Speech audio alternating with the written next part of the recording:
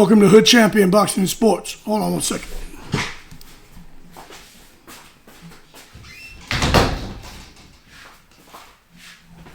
Anyway, hey man, welcome to Hood Champion Boxing and Sports. In boxing, you find a way to win or you find a way to lose. Let me tell you something, man. Hannah Gabriels. I'm probably going to do about 200 videos on her. And probably start doing even more videos on the women who are boxing. But she jumped on the live last night, man, and she shared her side of the things that transpired. And from her perspective, you know, she just gave her perspective. Now, I sat there and I listened to her, and anybody's welcome to come on my platform, especially when I got the call in and all that. Yo, come on out here and talk. But it wasn't expected, but it was a pleasant surprise. Very well spoken, and she was able to articulate her thing. Now, this her situation and how things played out. Now, there's a couple of things that I took away from that. One, just from listening to her, sounds like she felt her situation was handled differently from other athletes who may have come back with a positive failed test, right? Now, the thing is, she explained she had the dog. There's medication she had to give the dog, and as a result of handling that, she was exposed to it, and she tested positive for it. Okay? Now, it wasn't like she tested positive for ostarine and clomiphene. Something else. I know what it is. Cloboterol. I'll tell you exactly what it is right now. I don't want to say it wrong because I'm out here talking, running my mouth. First, let me just show y'all this while I'm talking.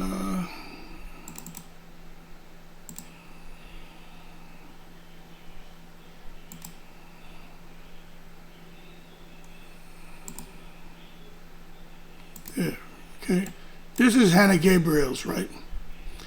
And you can just take a look here and see 22 wins, 13 KOs while I'm looking for this thing here, right?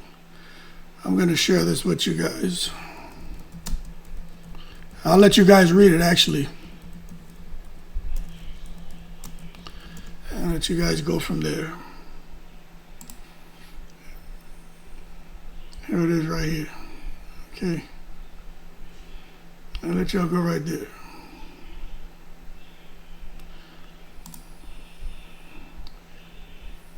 All right, here, look. So this is what she was talking about. Like her and Claressa Shields were supposed to have a rematch, and we were excited about it. But they were supposed to fight back here June 3rd, 2023. Gabriel's sample returned positive for clostebol, a testosterone derivative. Let me tell you something. Clostebol, I've never heard anything about clostebol.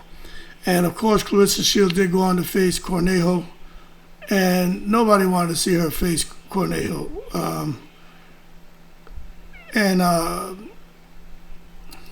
Gabriel was right when she explained that they continued to promote the fight as Shields versus Gabriels right up until the last minute, because we all know that Gabriel's name is going to attract more viewers, going to help promote the fight better, and at the end of the day, generate more revenue. But the fact that she tested positive for clostebol, and the fact that she was able to explain and justify, you know, how it happened, she has all the documentation. I agree. I understand her frustration when she talks about take a look at, you know, and look, Alicia Baumgartner had her issues, was able to get through her stuff, return to fighting. Hannah Gabriel came out and she took accountability. Okay, this stuff was in my system. This is why. Took accountability, but they haven't allowed her to return to the ring to fight. You've seen other fighters, either whether it's a 1-year ban or a fine or whatever, you know, get allowed to return to the ring to fight. You look at all that shit going on in the Eddie Reynoso camp with all his fighters. Everyone's been allowed to return to fight. Some guys were allowed to fight anyway. Why not Hannah Gabriels? And that for me was the takeaway. You know, why not? You see, and that's why I got to come out here and do some more research, because I listened to her. And from listening to her, and for me just being a guy who follows boxing like a lot of you all, I'm not saying to be the all-knowing when it comes to boxing. But what I do know is there are fighters whose they come back with a positive pet test, and somehow, especially within a 2-year period, they return to the sport. You know what I'm saying? With her, why not? So I think she made a damn good point.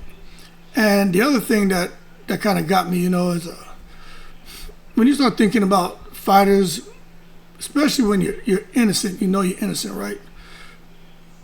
If you get exposed to something, you do. But she even says, look, fighters, read all the paperwork. You're 100% responsible for any and everything that ends up in your system. She wasn't trying to alibi. She wasn't trying to come out here and say, no, I wasn't handling this medication, is what she was using to give to her dog. The dog had surgery, so she was applying the ointment. But I like how she touched on it without talking too much, because it was an emotional talking point, just about how basically what I took from it was, how am I supposed to make money? I have a daughter here.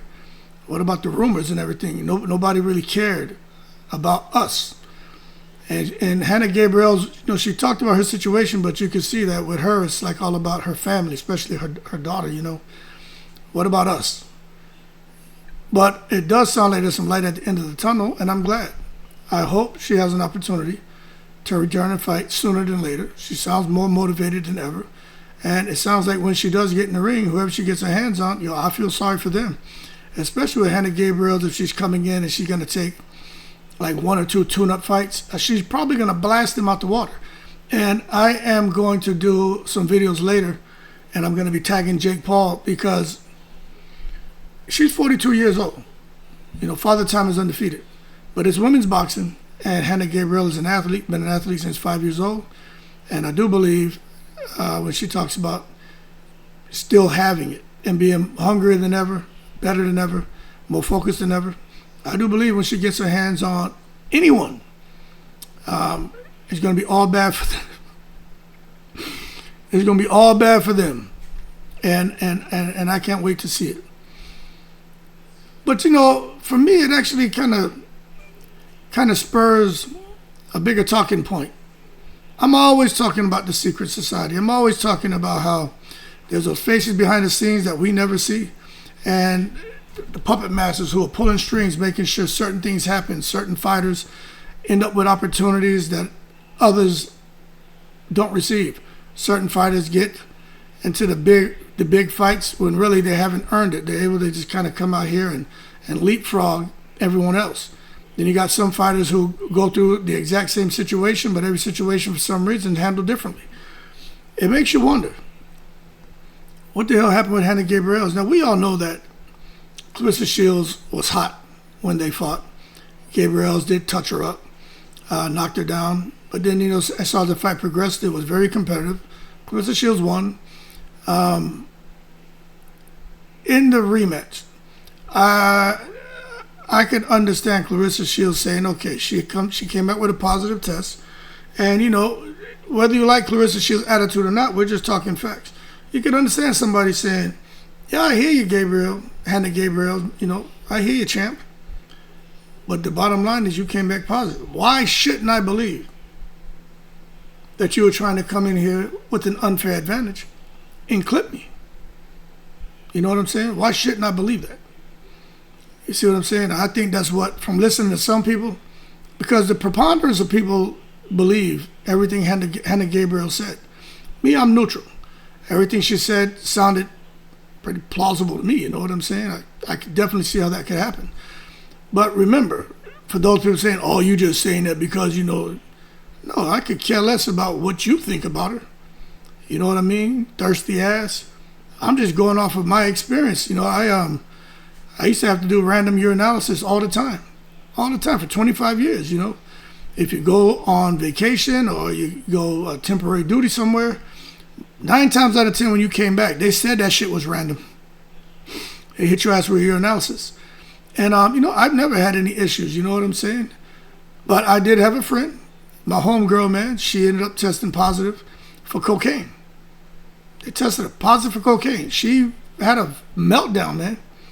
She was like, I can't believe the test came back. I've never done any drugs. I knew her. She didn't do no damn cocaine. But the test came back positive. I talked about this in other videos. Long story short, what ended up happening with her, I'm not at all saying Hannah Gabriels' situation is the same, because Hannah Gabriels is telling you, I was putting this medicine on my dog, and it had the cluster ball basically is how it got into my system from this medication. It's a testosterone derivative, right? But my homegirl, man, what happened is she did the urinalysis.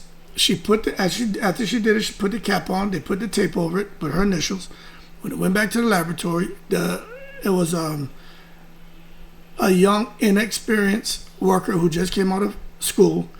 She was back there and decided that she wanted the tape. She wanted to lift it up and pull it down tighter.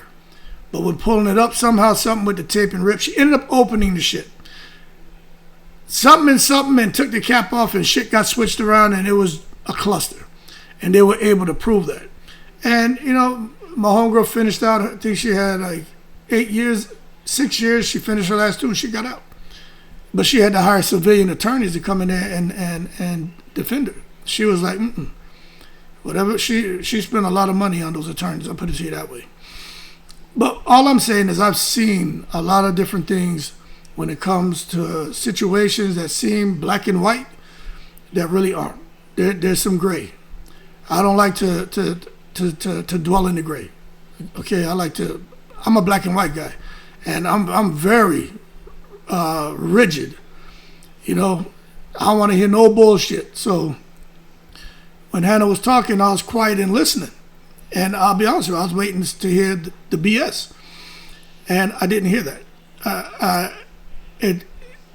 I heard someone who had a story, and unfortunately, even if she was intentionally doing something, right? Why wasn't she handled like, Billy Joe Saunders? Why wasn't she handled like Dillian White?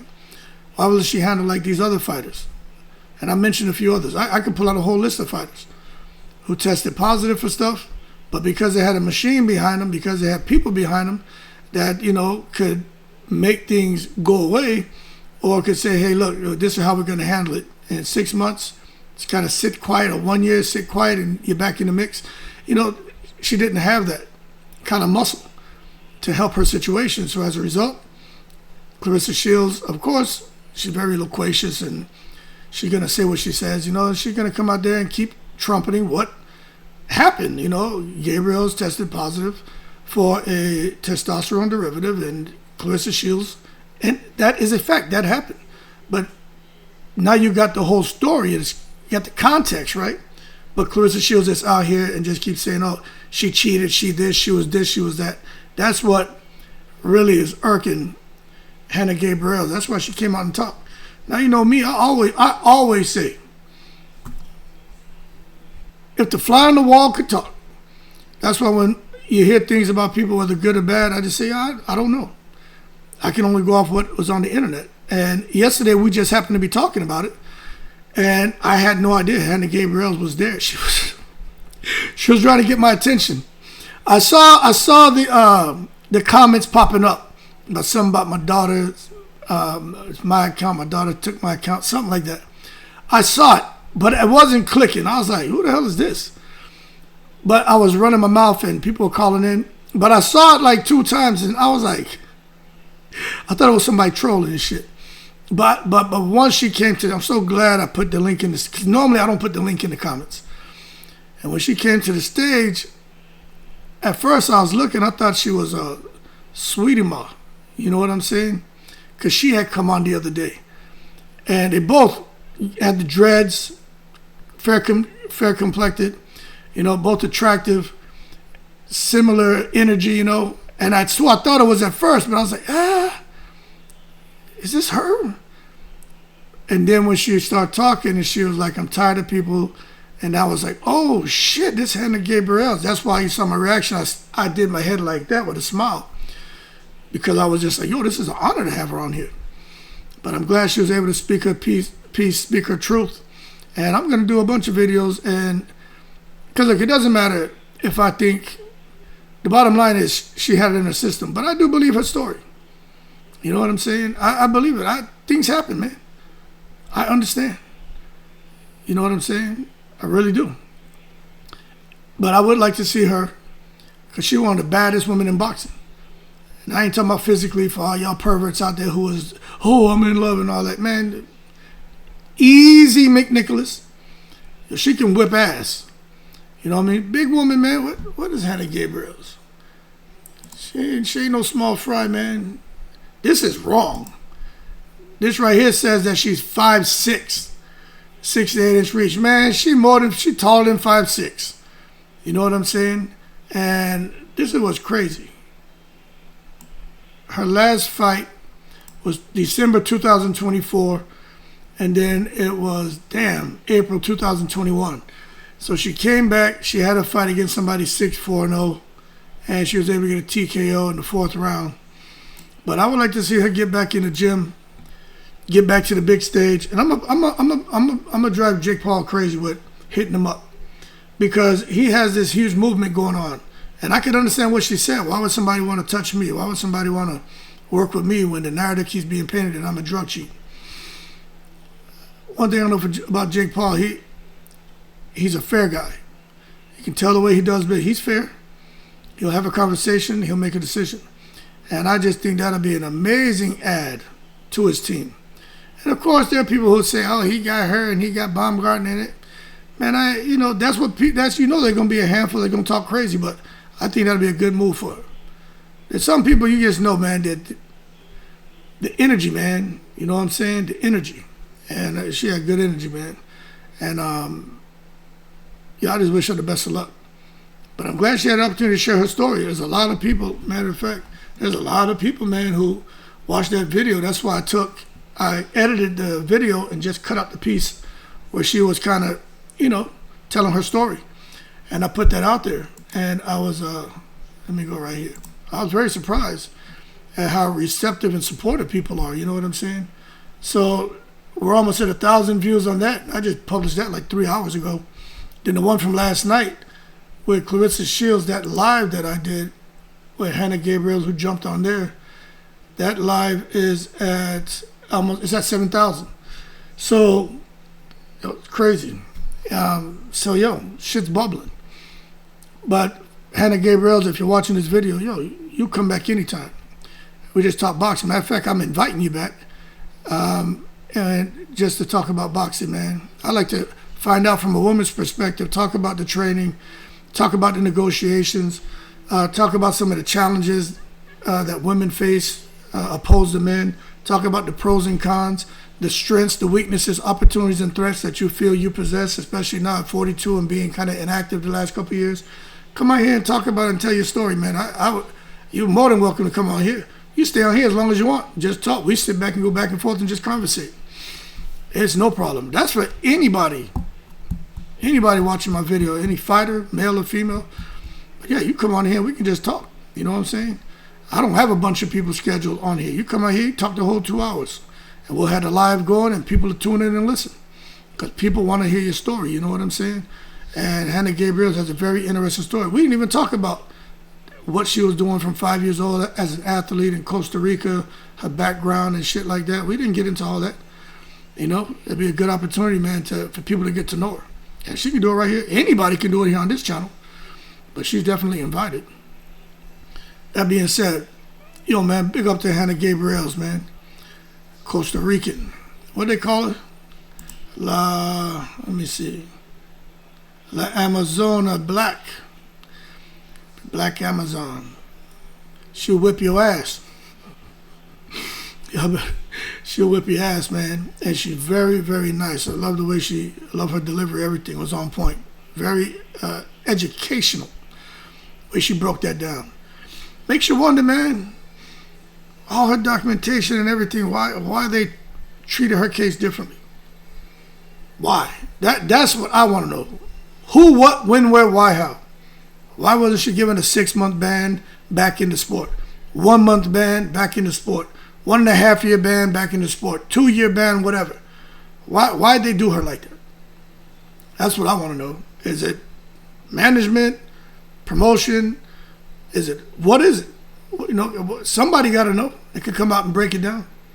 Because me listening to her sounds very straightforward, clear cut, and like she was blackballed. But anyway, hopefully we can get another part 2, 3, 4, and 5 on her just to talk. And any other females more than welcome to come to the stage and share their story, man. That being said, y'all keep cool. Yeah, I can't wait till she does get back in the ring on the Zone or whatever platform, man. I can't wait to see her get back in the ring and see her do business. Because she could tell the way she was talking, boys, she can't wait either. Y'all keep cool. Shout out to the veterans, all 7 continents. Royal Boxing Queen revealed. Sound like she was done wrong in the breeze.